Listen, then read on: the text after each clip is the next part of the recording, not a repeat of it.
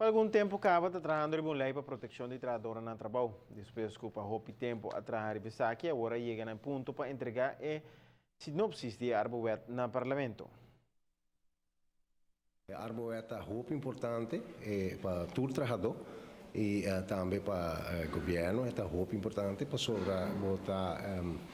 make sure que o trabalhador trabalha em um ambiente onde promove o trabalho, onde pode prevenir para acidentes não passar, onde pode aplicar toda a lei de veiligheidsverordening, então pode reduzir assim a quantidade de acidentes que pode. A lei aqui principalmente está para cuidar do trabalhador em caso de qualquer acidente na pede de trabalho da melhor forma possível. De maneira aqui também está premirar que por ajuda na produtividade de cada trabalhador. Apresentar uma nota inicial cerca de persona iera e mi mestre bisa que esta passa naturalmente tem a visão do gabinete aqui, onde conosco mira mais produtividade na pia de trabalho.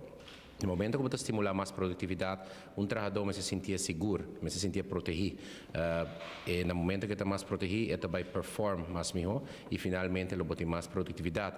Senhoras Meina mostra diferentes fatores também que o acidente na pia de trabalho por causa e gasto que está causando para o comércio, mas também para o seguro social do governo e também, por exemplo, para o apoio social que o governo está dando na pessoa que está envolvida em um acidente e gasto que está alto, que no momento que você tem uma estrutura legal em cada outro, que é controle devido de lei aqui para implementar, você vai ter menos acidente, menos gasto que está viva e fora e você tem mais produtividade também. Lo continua que proyecto aqui involucrando más de departamento não concerni e também com o apoio de Arbo Uni para assinar por mira que é a melhor opção para implementar em Arbowet.